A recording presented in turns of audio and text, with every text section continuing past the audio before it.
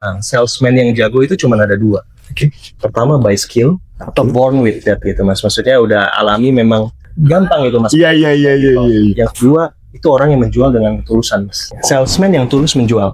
Skill itu memang bisa memenangkan kompetisi mas. Tapi by the end of the day, ketulusan itu memenangkan hati klien-klien kita. Iya sih, sepakat. Bagaimana mengkombinasikan antara storytelling yang baik dengan packing juga yang menarik ya mas. Ini kalau Gen Alpha ini kan mereka itu lahir bukan kayak zaman kita ya mas ya. Program kita berusaha beradaptasi dengan teknologi. Ini kalau Gen Alpha ini mereka lahir di dalamnya mas. Ya kita ngajar rumah ke rumah pernah. Terus kami pernah kerjasama juga sama institusi bahasa Inggris. Oh, di Bogor mas? Di Bogor. Mungkin kalau pernah dengar Eden Everyday English. Wah. Tadi ada satu buku bagus dari Simon Sinek. Mungkin kalau pernah baca teman-teman, Everything Starts with Why gitu. Nah itulah pemimpin harus turun mengajarkan caranya mas. Ada cara. Kamu mau bisa sekian, oke, ikut sama saya. Itu baru pemimpin yang benar mas. Nah ya kayak bos saya yang dulu itu. You get the number, you get the store.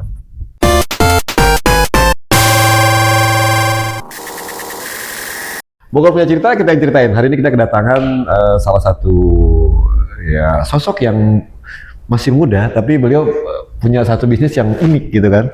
Dan banyak bersentuhan dengan Gen Alpha nih mas ya. Benar nggak sih mas? Boleh perkenalkan sendiri mungkin. Betul ya, oke. Thank you. Silakan mas. Thank you atas waktunya. Siap. Sama rekan-rekan juga ya. Jadi thank you udah diundang ke sini. Nama saya Yuniari Trisna. Cuma biasa dipanggil Didi. Ya bisnis saat ini namanya Kiddles Mandarin ya. Jadi kita usahanya di bidang kursus bahasa, ya bahasa Mandarin. Ada juga satu lagi di bidang sensori, Kiddles Play Zone. Jadi basically kalau itu kami kerjasama dengan psikolog-psikolog, terapis bicara untuk anak-anak yang mungkin telat bicara, terus ada gangguan spektrum, ADHD, juga melatih motorik dan sensorik mereka ya, baik motorik halus maupun motorik kasar. Itu boleh tahu mas, range-nya usia berapa sih? Range kami kalau yang untuk sensori itu dari 1 tahun mas, sampai 5 tahun. Sampai 5 tahun? Sampai 5 tahun lagi mau ngeluarin baby class nih sekarang. Wah, berarti before 1 tahun ya? Before 1 year? Before 1 year bisa. Ya, karena kita ngelihat ceruk di situ yang nggak semua tuh bisa gitu mas. Karena kebetulan tim kita tuh mereka juga lulusan dari psikologi gitu ya. Terus kita kerja sama psikolog, jadi lebih bisa handle. Karena kalau anak kecil itu makin muda makin sulit ya mas ya. Tapi kalau di kursus bahasa kita basically dari 3 tahun ke atas sampai orang dewasa, korporat juga ada sempat kerja sama korporat. Baru tahun ini kita adain buat anak umur 2 tahun. 2 tahun? Iya, untuk belajar bahasa mas. Tapi memang 2 tahun udah mulai belajar bahasa mas? Betul, karena memang permintaannya banyak. Tapi kami being fair ya mas ya, kami cerita ke parentsnya bahwa kalau 2 tahun ini purpose-nya bukan belajar bahasa mas. Karena golden period-nya itu 3 tahun ke atas sebenarnya. Jadi kalau 2 tahun yang kami latih apa ya ketertarikannya terhadap dunia bahasa ini gitu. Tapi dibentuk ya mas ya? Itu dibentuk sebenarnya dari 2 tahun itu dibentuk supaya agar dia mulai tertarik juga gitu ya? Betul. Jadi yang membedakan kami tuh kita tuh passion drive learning gitu mas. Karena keren ya. Berkaca mungkin ke diri saya sendiri ya mas. Itu zaman dulu, zaman kita lah SMP. Kalau kita suka dengan pelajarannya, gurunya ngajarnya enak, metodenya mas, cenderung nilai kita dapatnya lebih bagus. Iya betul. Setuju. Udah kurang serak gitu, terus juga bawaannya agak lebih sulit gitu, cenderung makin ya mas. Jadi benci juga sama pelajarannya gitu ya. Iya, dari pengalaman itu kita mau membuat bahwa learning itu sebenarnya nggak harus sesuatu yang boring mas, harus jadi sesuatu yang menyenangkan. Apalagi anak-anak ya.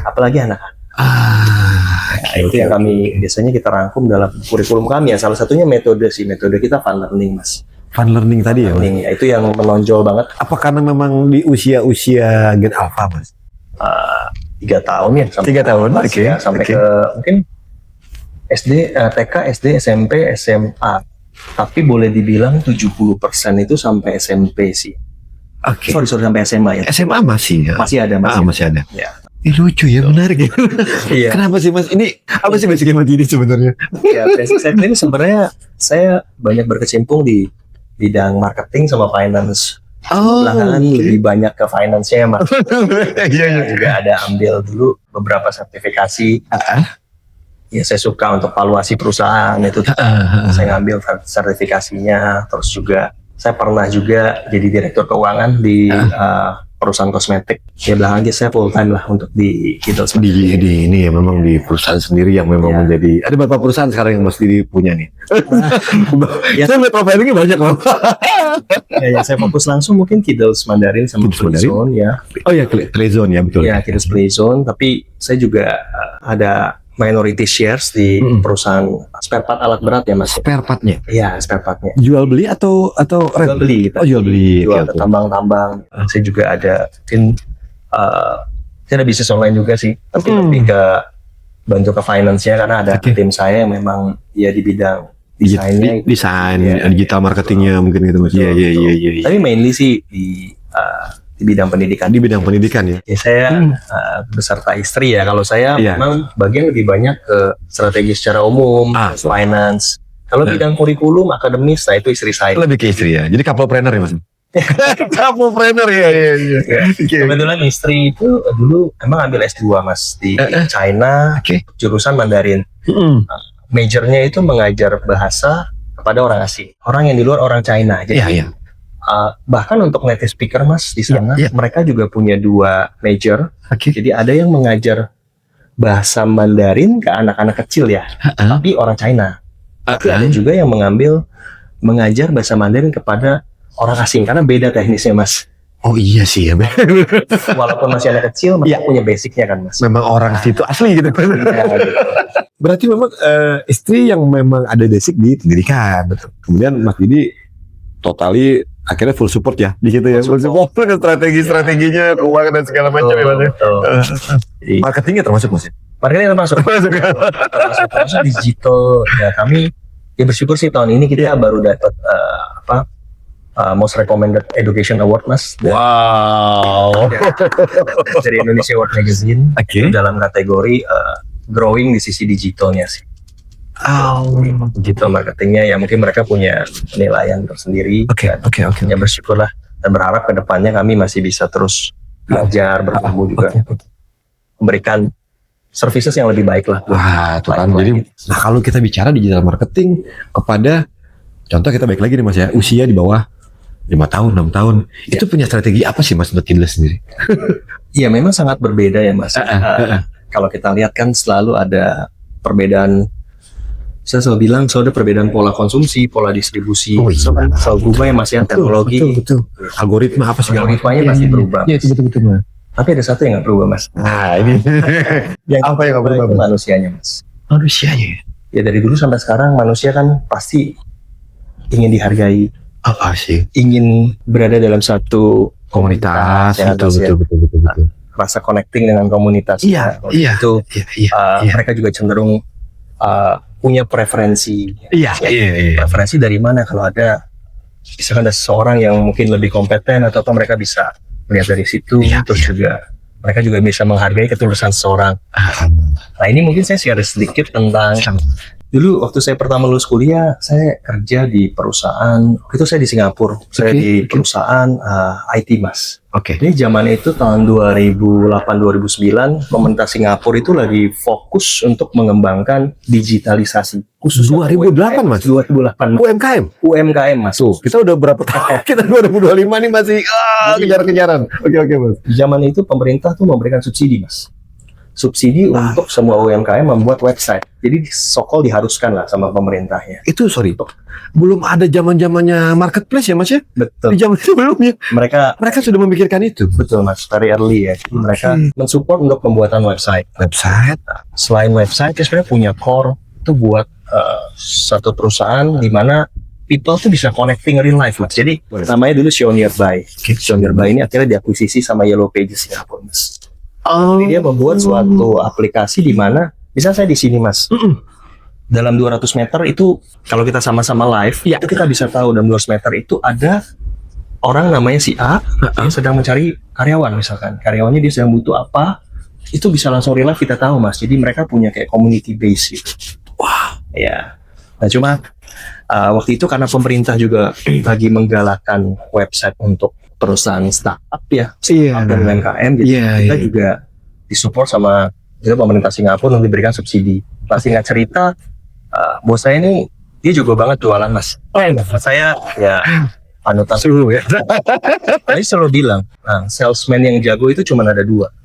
Pertama by skill atau born with that gitu mas. Maksudnya udah alami memang. Ada aja bawaan lain tuh, pokoknya bisa aja jualan lah pokoknya. Gampang itu mas. Iya. Yang kedua itu orang yang menjual dengan ketulusan mas. Salesman yang tulus menjual. Ini pengalaman saya pribadi. Saya lulus kuliah tuh saya ambil marketing. Nggak ngerti teknik masih kita ngomong semua kan. Saya disuruh ikut dia jualan. Terus saya keep it short. Jadi waktu itu kita jualan website. Waktu itu ada dia UMKM wedding dress mas. Dia menyewakan baju-baju untuk wedding ya. Terus kata bos saya, kamu jualannya? Saya nggak ngerti. Saya nggak Gimana caranya? saya berusaha menjual dengan hati sih mas ya, tapi saya nggak ngerti teknik dan lain-lain. Tapi berantakan mas, jujur aja. Kan awal-awal mas. Ya awal-awal kan gitu. Terus bos saya bilang, kamu lihat orang ini pasti ngubungin kamu dalam 3-4 hari. Saya bilang dengan penjelasan saya kayak gitu, ya kamu boleh buktiin. Bener mas, 4 hari kemudian dia hubungin saya.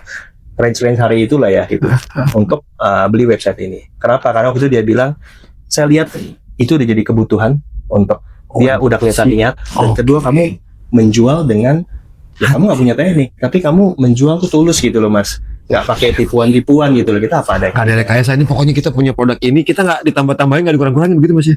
Betul mas. Jadi apa adanya aja gitu. Di situ saya belajar, oh ternyata ketulusan itu bisa jadi modal untuk jualan sesuatu ya. Ini perlu dicatat buat teman-teman semua, siapapun yang mau menjual gitu mas, siapapun itu. Marketing kan semua bidang usaha pasti ada marketing mas ya. Betul mas. Sebagai marketingnya itu harus begitu.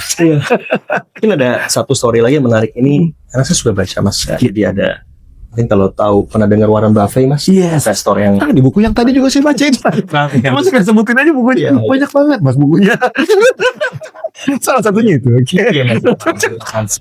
Jadi salah satu pembelian perusahaan yang terbaik menurut Warren Buffett itu adalah waktu beliau beli Nebraska Mart waktu itu. Jadi yang punya Nebraska Mart ini sebenarnya imigran dari Rusia, tapi dia buka perusahaan di Amerika. Iya. Nah, itu banyak banget investor yang ingin beli perusahaannya mas, tapi selalu gagal. Ya karena ownernya ini cukup idealis. Ketemu Warren Buffett 5 menit langsung deal mas. Itu ditanya sama wartawan, kok bisa gitu loh. Karena dia bilang waktu dia menyodorkan kontrak mas, itu cuma 5 lembar. Terus ditanya sama nggak ribet lah pokoknya gitu aja ya. Yakin yang 100 lembar yang saya tolak. Iya. Apalagi cuma 5 lembar. Dia cuma ngomong satu kalimat, dia bilang, saya lebih percaya Anda bu daripada kontrak dan birokrasi sejauh itu, sebanyak itu. Nah disitulah simple dia menghargai ketulusannya. Orang ini niat untuk benar-benar beli, bukan hostile takeover ya mas ya, tapi memang untuk membantu bisnisnya. Bahkan dia nggak perlu birokrasi yang begitu rumit lah gitu ya. Iya. Itu juga ya pertama saya belajar waktu dengan bos saya. Waktu saya baca buku itu, oke. Ini masih works nih gitu, bahwa ketulusan itu bisa menjual sesuatu gitu. Jadi ketika saya berpikir skill itu memang bisa memenangkan kompetisi mas, tapi by the end of the day ketulusan itu memenangkan hati klien-klien kita. Iya sih, sepakat sih mas, betul. Kalaupun kita menggunakan skill, tentunya juga ya jualan zaman sekarang ya mas, kondisi yang begitu banyak kompetisi. Betul. Ketulusan aja memang tidak. Belajar ya mas. Betul. Terus gitu mas, improve gitu ya terus. Tapi akan bisa dirasakan oleh audiens ya, bahwa iklan ini tuh iklan yang tidak dibuat-buat atau tidak ya. Real moments, bukan sesuatu yang kayaknya acting gitu ya. Iya. Ya tentunya iklan harus dibuat juga dengan apa? Iya, emosional. Karena kan lebih begitu kan, mancing emosional dulu. Jadi orang betul. Akhirnya jadi follow, tapi jadi nggak skip lah gitu mas ya. Nggak skip. Jadi ada storytellingnya yang betul mas. Bagaimana mengkombinasikan antara storytelling yang baik dengan packing juga yang menarik ya mas. Iya, setuju. Ke next bahwa ya tadi kita bicara Gen Alpha. Ya. Oke, mas. Ini kalau Gen Alpha ini kan mereka itu lahir bukan kayak zaman kita ya mas ya. Kita berusaha beradaptasi dengan teknologi. Sidangnya saya masih lagi saya. Ini kalau Gen Alpha ini mereka lahir di dalamnya mas. Udah memang di eranya yang serba mau udah teknologi lah. Betul, kemana punya. Anak saya aja main iPad lebih jago dari saya Mas ya. Saya masih nyari dia. Kalau ini tuh 1000% tuh. Saya kalah kalau ngulik yang cepat sekali loh Mas. betul. Situ kita melihat ada perbedaan Gen Alpha ini kan mereka visual ya Mas ya. Jadi Mas. memang kalau kita lihat filosofinya antara visual dengan esensi. Ini kalau saya cerita lagi zaman dulu, mama saya Mas kalau beli barang dulu, elektronik aja, maunya Sony Mas. Udah ketanam ya, brandingnya udah dapet ya. Esensinya karena lama awet segala macam. Iya.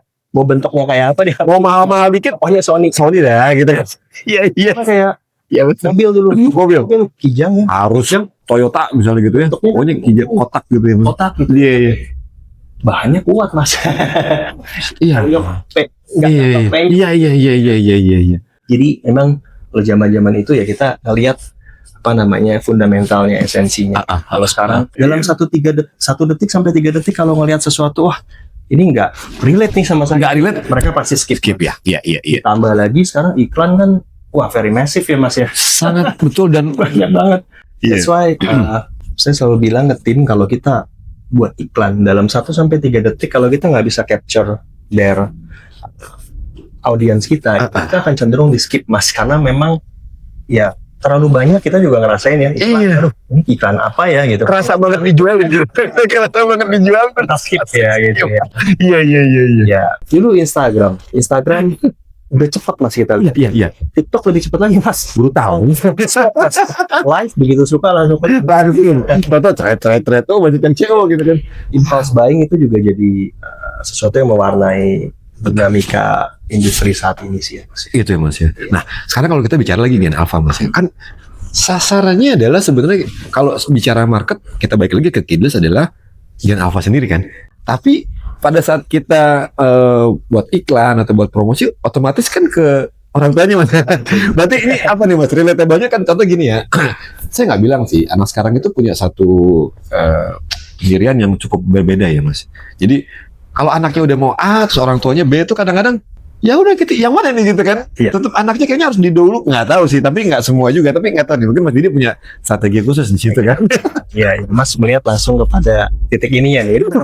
Betul kan Mas? Yang terjadi. Bilang bahwa konsumen kami itu ada 2. Nah, anaknya sama parents sih Mas. itu dia. Gitu. Dan yang Mas bilang sebenarnya decision maker utama sekarang anaknya. Kalau anaknya ada luka, nggak bisa apa. Gimana caranya pokoknya? Wow, udah gitu kan. Tentunya ada anak les di kami gitu ya. Kita sering ngelihat ya parentsnya kadang kasihan sama anaknya, kamu les udah sampai sore karena banyak Mas lesnya. Dari pagi tuh Mas ya. Les coding, les renang, les apa. Dia bilang, jika kamu mau berhenti aja nggak les Mandarinnya gitu.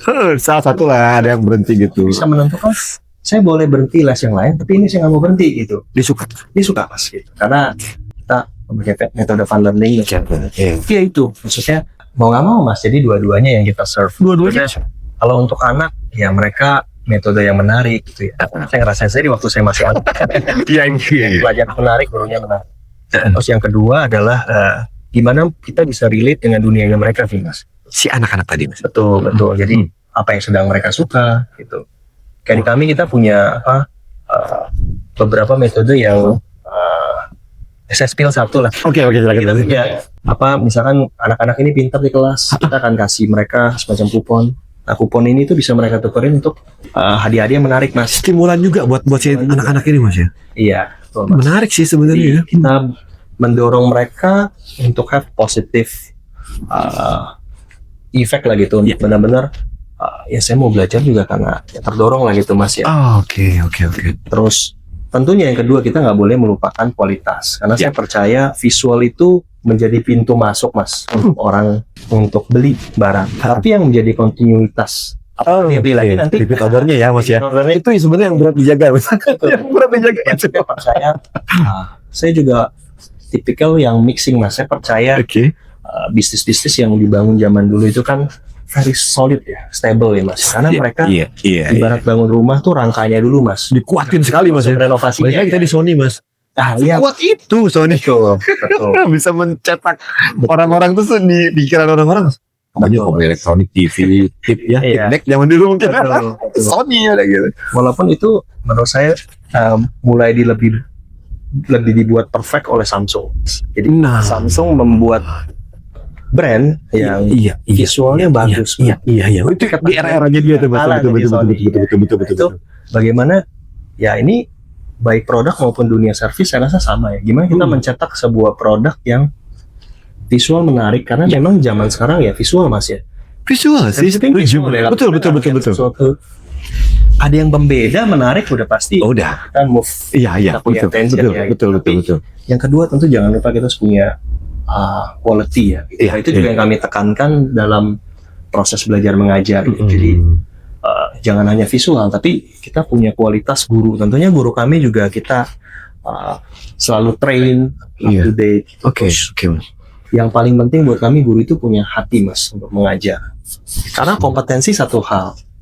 Kedua, pengalaman itu hal kedua. Iya. Berapa banyak guru yang punya hati pakai hati untuk dia bisa komunikasi dengan anak-anak. Karena beda hasilnya Mas. Kayak guru-guru kami, kita kan ada fun learning ya. Misalkan belajar bahasa sambil nyanyi. Gurunya benar-benar ikut nyanyi Mas, loncat-loncat sambil. Enggak cuman dia ngasih lagunya ini ya, terus gurunya diam aja. Itu.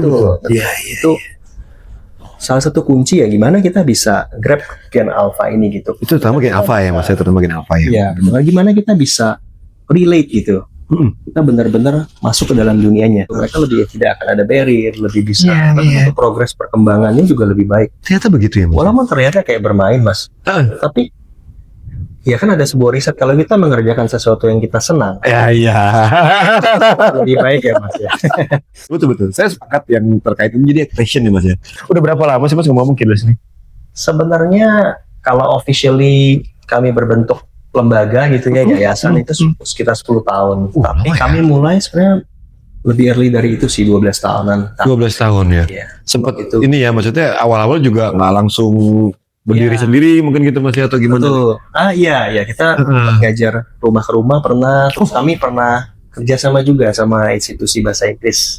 Oh, di Bogor Mas? Di Bogor. Mungkin kalau pernah dengar Eden Everyday English. Kami pernah kerjasama dengan Eden ya Mas ya. Di setiap cabang Eden Mas? Atau di mana waktu itu Eden? Itu di cabang yang di Taman Kencana Mas. Awalnya. Oke. Kebetulan kan istri saya dulu kursus bahasa Inggris ya dengan salah satu foundernya. Akhirnya jadi connecting lagi. Jadi connecting. Nggak bicara tentang ini gitu, tapi sampai masuk ke situ kami ada ruangan kosong katanya. Ide menawarkan itu pada waktu itu Mas ya? Ada kosong, mau nggak? Kebetulan kita juga lagi cari lokasi. Iya. Apa mungkin bisa kami coba pakai gitu ya Mas ya. Growing bisnis kami. Gitu. Ya, jadi sepakat kerjasama gitu Mas ya? Ya kerjasama. 2 tahun lama juga, sempat lama juga ya. Dan itu sebenarnya tidak menjadi apa ya, kalau boleh dibilang marketnya Eden dengan marketnya Kidles beda kan? Beda kan?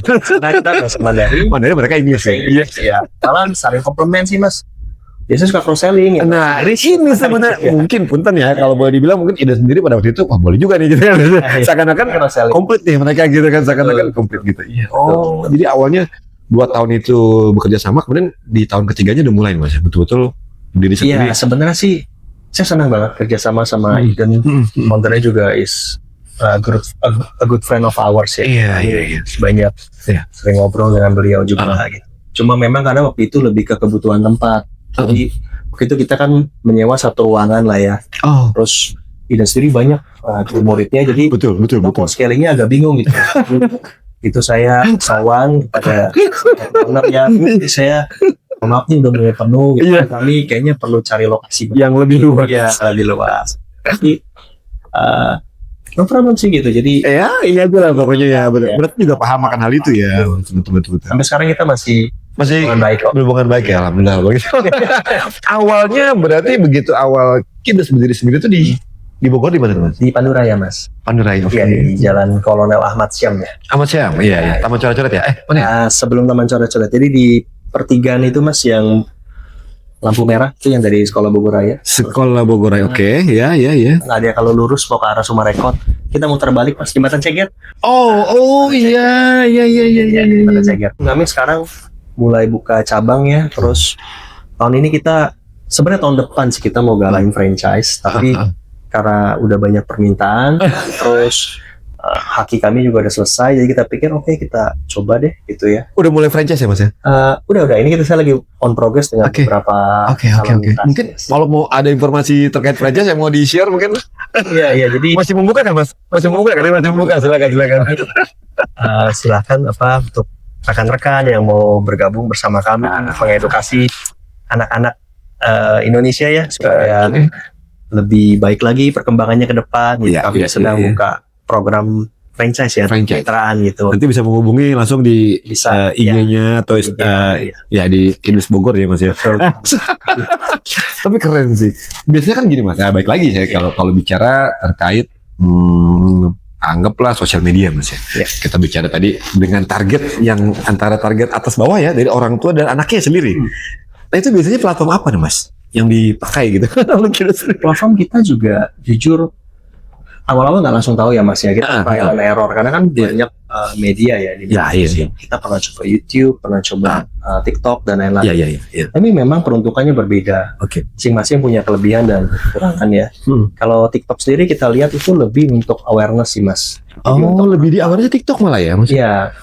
Untuk aware aja sih, aware. Masih ada nih, masih eksis ya gitu ya. Karena kategorinya services ya Mas. Ya, saya dulu kan pernah di dunia retail. Kalau retail TikTok itu bisa jadi titik konversi gitu. Tapi kalau untuk services journey-nya itu akan lebih panjang Mas, karena untuk beli sesuatu itu kan bukan produk yang kelihatan ya Mas. Kan harus ada elemen trust. Tadi mereka cari tahu tuh untuk tahu, atau langsung kita cari offline-nya di mana nih langsung atau nelpon dulu kan. Padahal kan gitu kan. Jadi termasuk kita website juga ada. Ya, tujuannya aja sih yang beda-beda Mas. Betul. Website mungkin lebih ke trust building ya. Kita lebih memberikan informasi terkait perjalanan Kidul sendiri gitu. Itu kan nggak mungkin kita ceritain di Instagram ya. Karena orang cuma mau lihat pembelajaran seperti apa. Jadi memang Instagram tuh begitu lah kira-kira begitu. Tapi kalau mau building trust, biasanya mereka visit dulu ke kami punya website. Lihat itu ya journey-nya seperti apa untuk cari tahu lebih banyak. Itu lebih dapat ya Mas. Kembali lagi emosional kita jual. Terus sedang Mas. Ya kembali ya. Anggaplah tadi saya bicara ada 4 lah di tema website ya, 4 platform. Apakah memang yang diposting di IG, apakah diposting di TikTok, di mirroring gitu Mas ya? Apakah memang ini khusus untuk TikTok, IG terpisah gitu, beda-beda? Mix sih Mas ya. Ada yang kita mirroring juga karena memang beberapa konten itu memang udah serve multi purposes ya Mas ya, untuk traffic, baik untuk konversi juga ya. Tapi ada juga yang memang kita peruntukan terpisah ya. Ada dipisahkan gitu ya. Jadi kalau kita bicara kayak Meta kan Facebook, IG, Instagram kan connecting tuh. Begitu posting di Instagram, Facebook ada juga gitu kan. Gitu. Tapi sebenarnya kalau bicara marketnya berbeda Mas ya. Berbeda Mas. Sangat sekali berbeda nih gitu. Jadi kita dapat kesimpulan bahwa sebetulnya ini perlunya untuk strategi digital marketing juga Mas ya. Betul. Untuk apapun ya Mas ya. Ini bidang apapun ya. Kalau kita bidang apa-apa ya, sekarang ya tadi kembali itu tadi ya, kita nggak perlu harus offline gitu, malah orang lebih easy pembelian online ya. Bukan hanya produk tapi jasa-jasa juga mereka banyak kok itu yang online. Jasa termasuk. Ini juga salah satu nih contoh yang Ghost Kitchen Mas. Dapur MG ini nggak ada offline, tapi dia online-nya juga gila-gilaan, makanya kebetulan kerjasama dengan kita gitu kan, makanya nanti boleh kalau mau order di dapurmg.orderfood.id gitu kan. Ada pesan-pesan terakhir nggak Mas Didi terkait mungkin dari harapan mungkin atau goals apa lagi nih selain tadi franchise ya Mas ya? Sebenarnya belum mulai ya franchise ya, tapi baru akan di tahun depan.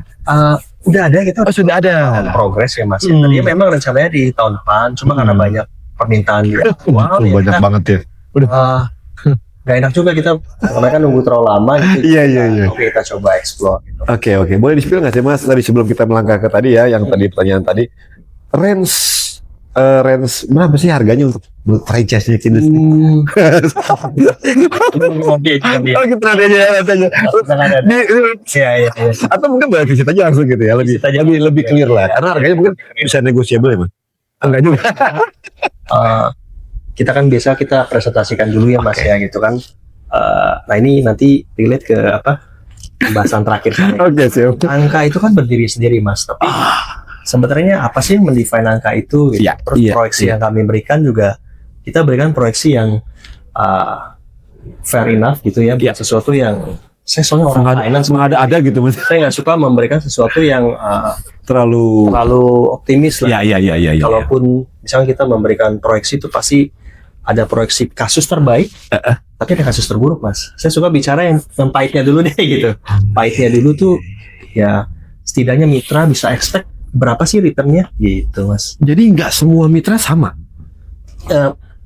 Sama-sama. Oh sama aja. Kami memberikan proyeksi bahwa ya kan namanya berbisnis, Mas ya. Oh iya. Kayak berbeda-beda lokasi itu pasti ada saya memberikan Iya. gambaran yang lebih luas ya. Kasus terbaiknya seperti apa. kasus buruknya. Jadi ekspektasi mereka juga nggak yang Betul. ya terlalu gimana gitu mas. Betul, karena ya saya ingin memberikan gambaran yang fair aja sih, Mas. Baik. Jadi Jadi, ya kalau best case kasus terbaik ya semua orang pasti. semua orang maunya gitu kan.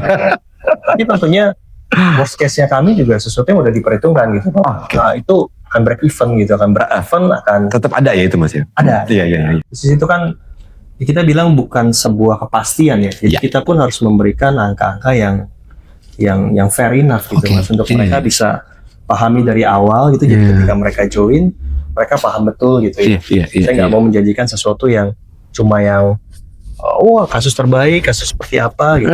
Karena kita bisa janjikan kita akan support full, kita akan benar-benar. Iya. Itu karena sistem kemitraan kami juga bukan one time payment gitu, Mas. Jadi kita juga ada profit sharing di mana kalau mitra berkembang baru kami berkembang.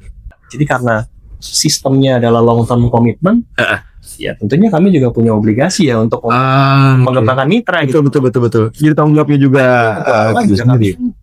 Karena struktur sistem revenue sharing itu ya, Mas ya. Iya.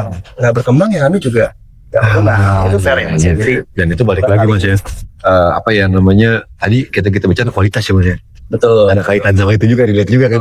Nah sekarang yang udah mas, yang udah daftar itu apakah memang ya ini apakah hanya di Bogor saja untuk controlling lebih mudah, Jabodetabek kah, Pulau Jawa, Seluruh Indonesia, Mas.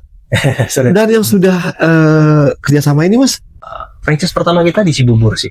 Oh Cibubur, Franchise pertama kita di Bali ya. Di Bali. Iya. Oh ya kalau Bali oke lah masih ada kebutuhan. Contoh yang tapi juga itu akan terukur sih mas ya. Iya. Pada saat dia saya maunya di daerah yang agak jauh dari penduduk itu berarti udah jelas nggak akan bisa mas ya. Betul, kita biasa juga memberikan gambaran ya, Mas ya, bahwa lokasinya di mana, nanti kita akan bantu survei baik secara standarisasi lokasi, kedua segmen marketnya gitu. Marketnya apakah cocok atau enggak? Iya. Karena kalau kursus kami itu kita lebih ke middle up ya, Mas ya. Jadi secara pricing yaitu positioning kita juga sih. Tapi keren juga ya, saya bilang sampai jadi nasional ya. Jadi 2026 mungkin saya agak sulit juga ketemu Mas Didi ini, karena beliau ini pasti udah keliling Indonesia nih. udah banyak ini kan gitu. Apalagi mudah-mudahan setelah ini kita nggak tahu lagi nih. Abis ini banyak yang kontak, wah gimana nih? Amin. Ada lagi mungkin Mas Didi, apalagi nih ya harapan-harapannya gitu. Mungkin saya closing 3 hal aja, Mas ya. Yang mungkin Silakan. saya Ini yang ditunggu-tunggu nih. dari pembahasan hari ini. Karena daging semua nih. Siap. Jadi kita bicara gen alpha ya. Jadi mungkin bisnis saat ini kita harus sangat lihat terkait relevansinya ya, Mas ya. Jadi ada satu buku bagus dari Simon Sinek, mungkin kalau pernah baca teman-teman, Everything Starts with Why gitu. Why? Kenapa gitu? Kenapa kita mengerjakan ini? Kenapa kita harus berekspansi gitu kan? Harus ada filosofi di balik itu, Mas ya. Tapi dengan tujuan yang berbeda-beda. Karena ya kalau kita lihat mungkin sejarahnya dulu produk centric ya, jadi produk dulu baru market yang mengikuti. Sekarang kita harus learn gitu, Mas. Makanya kita sekarang create market dulu, Mas. Kalau untuk sekarang nggak juga ya sebenarnya. dan mungkin berbeda-beda sih. Iya. Tapi kalau kami kita market driven sih, Mas. Jadi kita belajar apa sih yang market butuhkan saat ini. Karena by the end of the day kan mereka yang beli produk. Iya, pada akhirnya begitu kan, mereka yang akan konsumsi lah begitu kan. Iya. Kenapa mereka sekarang memasukkan anak-anaknya ke Kiddos? Kita harus tahu. Terus yang kedua, ini filosofi sih, Mas ya. Iya. Saya bicara filosofi. Jadi saya dulu mantan atlet renang. Jadi saya belum dikupas itu. Saya suka berenang gitu, terus awalnya sebenarnya karena saya punya asma, Mas. Orang kalau berenang bisa sembuh nih.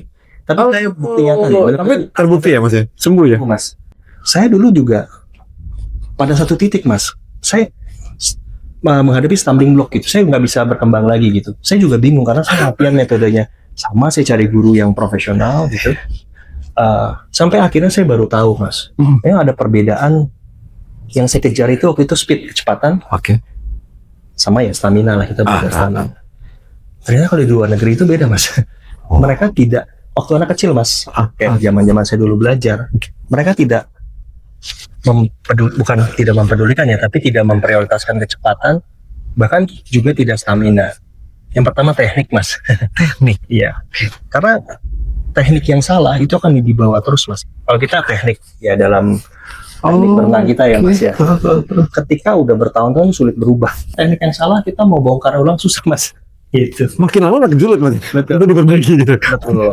Maka di era digitalisasi ini kami mencoba membalance lah Mas ya gitu, bahwa kita tahu bahwa speed itu cepat sekali ya sekarang dengan teknologi yang terus berubah. Iya. Tapi jangan sampai teknik ini fundamental yang menjadi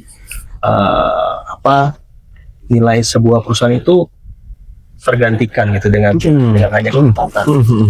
Yang ketiga, saya percaya mungkin saya meminjam quotes dari balik lagi karena saya orang finance. Ada seorang profesor, Prof. Aswad Damodaran namanya Mas. Jadi beliau selalu bilang, behind every business there is a story Mas. Selalu ada story-nya ya Mas ya. Apa yang mereka jual, apa yang jadi visi mereka, jadi kesulitan mereka. But behind a story there must be a number gitu Mas. Jadi bisnis yang baik itu dari tahun ke tahun, berbagai macam bisnis menurut Prof Aswad ini itu adalah kombinasi antara storytelling yang baik dengan bukti dari angka-angka. Kenapa nyambung gitu Mas? Karena kita bicara algoritma ya. Iya. Kami nggak hanya mengejar algoritma aja Mas. Algoritma ya angka lah, itu pembuktian. Betul. Tapi juga storytelling apa yang mau dibangun gitu. Visi apa yang ingin kami berikan ke depannya gitu. Itu yang saling melengkapi gitu. Jadi dari story yang kami bangun itu terbackup dari angka-angka gitu. Tapi angka itu sendiri juga nggak bisa berdiri sendiri karena nggak ada soulnya Mas. Saya kasih contoh konkretnya, misalkan kalau kita ngejarnya angka algoritma, kita bisa dapat traffic yang tinggi, konversi yang tinggi. Gitu. Apakah kita benar-benar relate dengan tujuan awal kita? Yang tadi itu Mas, start with why gitu. Pasti every business punya konsep mereka sendiri ya. Why? Ada riset sendiri, kenapa dia harus gitu. Itu beda-beda Mas ya? Setiap bisnis pasti berbeda. Kan berbeda. Kita punya visi apa? Gitu. Itu harus keep connecting ya Mas ya. Jadi visi dari founder itu itu yang mendrive setiap angka-angka ini. Angka ini nggak bisa berdiri. Saya jadi belajar nih Mas.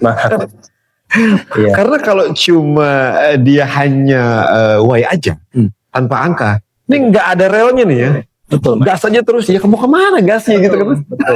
Gitu kan kira-kira Mas. Tapi angkanya juga nggak pakai soul juga nggak asik ya. Betul. Dan saya baca buku banyak dari Prof Aswad dan memang terbukti. Ini coba kamu lihat perusahaan-perusahaan besar seperti Nike, they have a great story. Macintosh, bagaimana cerita Steve Jobs dia membangun sebuah bisnis, ditendang dari perusahaan. Dia dari perusahaan yang dia bangun. Ya dia beli lagi gitu. That's a great story gitu Mas. Tapi dia bisa membuktikan bahwa angka-angka penjualan Macintosh berkembang pesat gitu kayak sekarang. Kalau kita bicara valuasi, Apple udah sebesar negara ya Mas valuasinya. Banget Mas. Banget. Kita cuma jualan iPhone Mas. iPhone. Betul. Dan itu adalah contoh klasik ketika a great story itu materialize in number gitu Mas. Story yang dibangun oleh foundernya, tapi itu bisa terbukti dari angka-angkanya. Karena kalau kita bicara story aja gitu ya, story kita ketika nggak match dengan number, nah kita mesti evaluasi. Iya. Juga belajar gitu, nggak selalu yang kita lakukan itu yang terbaik. Dia merasa strateginya paling oke gitu. Oh aku pokoknya nggak peduli deh. Pernah iklan juga boncos juga. Kita coba kan. Iya. Tetap mau belajar itu. Kenapa sih kita belajar dari kesalahan kita? Ternyata ya itu mungkin story yang kita bangun tidak relate dengan market yang kita Oh, iya, betul. Saya baru hari ini terbuka nih. Jadi selama ini banyak orang yang cuma hanya why-nya saja atau numbernya saja, Mas. Dan itu harus relate sebetulnya ya. Betul, Mas. Ini yang membuat Kidles jadi berkembang seperti sekarang loh. Oh, ini nggak main-main. Tiap orang berbeda-beda ya, Mas. Iya. Ada yang lebih strong numbernya, ada yang strong story-nya. Iya. Biasanya a great business gitu ya, itu saya nggak bilang kan great business gitu, tapi kita belajar, saya juga belajar dari great business. Saya bisa lihat, oh dia punya kombinasi dua-duanya, Mas. Bukan hanya storyteller atau bukan hanya number cruncher. Sebenarnya number cruncher tuh hanya angka aja terus tinggi kejar. Mungkin pernah ngerasain kayak dulu saya pernah kerja juga, Mas ya. Iya. Ayo omset. Caranya gimana? Nah itulah pemimpin harus turun mengajarkan caranya, Mas. Ada cara. Kamu omset sekian, oke, ikut sama saya. Itu baru pemimpin yang benar, Mas. Ya kayak you get the number, you get the store. Mungkin itu dari saya. Terima kasih banyak, Mas Didi. Ini banyak banget daging di sini nih. Tapi mudah-mudahan jadi inspirasi buat teman-teman yang pelaku bisnis, pelaku usaha. Jadi termasuk saya sendiri, Mas. Saya belum mencoba untuk mengcombine tadi seperti itu. Harusnya ini bisa jadi relate sebenarnya. Siap. Makasih banyak Mas Didi. Next time kita bakal ke sana ke Giles ya. Itu yang di Pandora setelah itu. Mas, ya. Siap. Mau bicarakan gimana? Siap. Makasih banyak. Thank you semua atas waktunya.